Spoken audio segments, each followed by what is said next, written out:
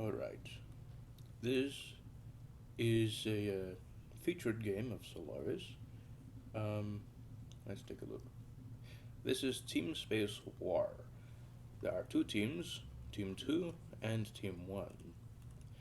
Currently, there are 30 players in this game, 15 players each, and the settings have been changed for this new game. For example, there's split resources. What does that mean? It means the resources for economy, industry, and science are different. Some stars will not be it will not be any different. For example, the home star is 50 on all of them. But for example, this one is different. This one is more industry favor. Um, this one less science favor. Right? It's very different. On top of the standard randomness within the stars, certain stars will have certain stars will have bonuses to one or the other depending on what they are. For example, nebulas have extreme buffs to science, binaries have heavy buffs to industry, and warp gates or warp wormholes would have extreme buffs to economy. Happens to be this game. I don't think this game has any wormholes. It certainly doesn't have any pulsars. So the techs are different. There's no experimentation. The weapons are more expensive, and some things are more cheap. Also, the alliances cannot be changed. For example, if I try to unally someone, alliances cannot be changed in this game. So I cannot ally with Team One. I cannot enemy with Team Two, which will make certain tactical shenanigans much more difficult, as I'm sure was the intention. Um, Also, there are 64 stars per player. In a standard 32 game, there is going to be roughly 16, 32 stars. So basically, it's double the unclaimed stars, which means claiming the stars faster than your opponent will be extremely critical because that will determine the balance of power in the early game. So, having an eye on star claims, claiming them before the enemy does, that's going to be super critical. So, as a result, fast ship specs will be very pivotal. Of course, since the scanning is further than the range, the explorers will be useful for bridging any such gaps. The starting credits was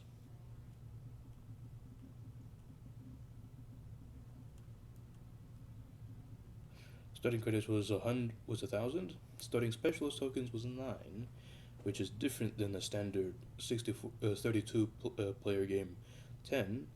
I think that's intention. I'm probably to prevent some like 2 times speed specs, probably. Okay, so this exponential, the growth factor is soft, but yeah, EXP is outright doesn't exist.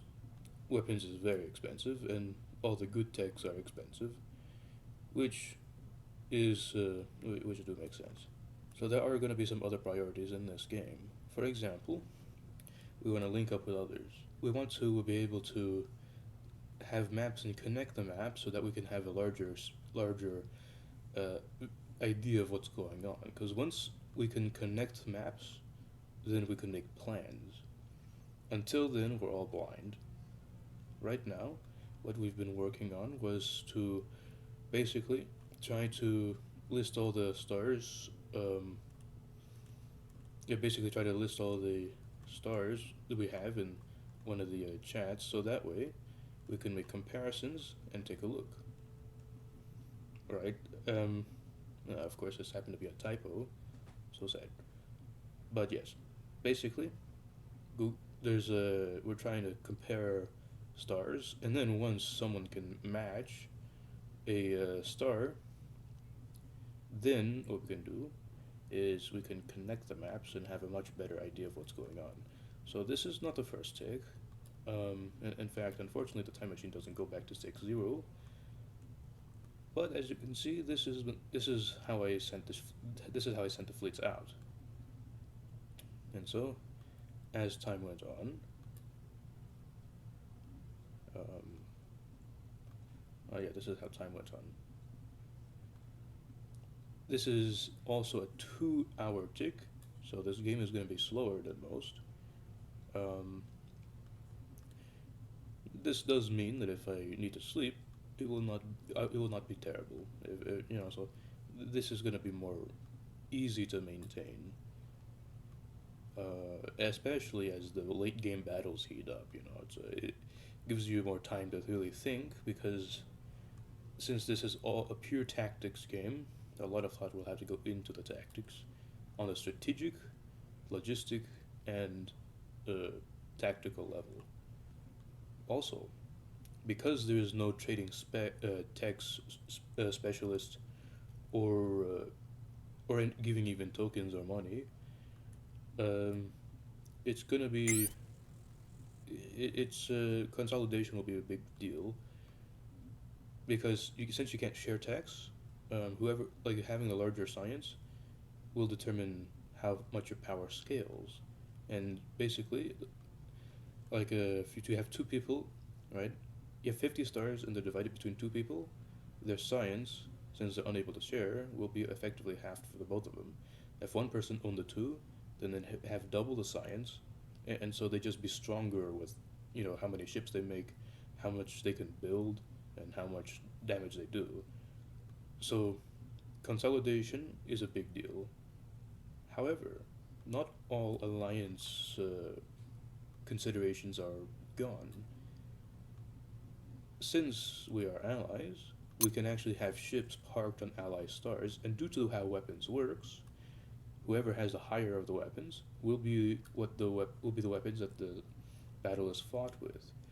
So my idea is that if someone is able to research weapons, what he can do is he can have carriers parked in frontline stars and then that way his weapons can actually be stretched further than his actual empire.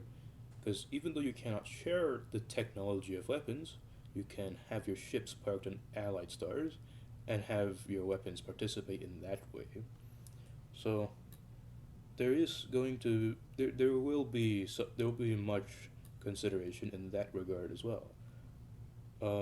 Since we cannot abandon stars and we cannot make enemies of allies, switching stars will not be possible.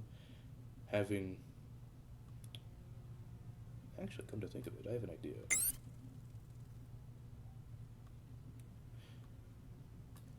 I believe our purposes will be much superior suited if I leave this star to be claimed by one of my allies, so that way he can have a base. He can have a base of operations in this general area. Just want to make sure I'm not giving up too much. Uh,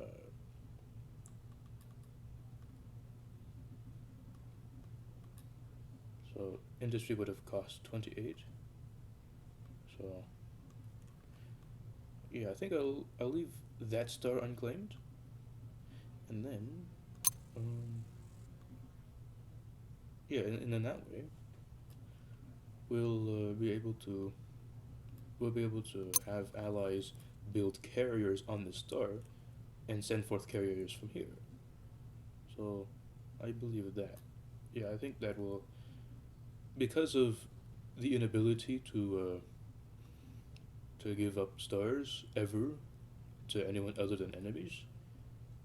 This will be the only way a port, allied port can be had.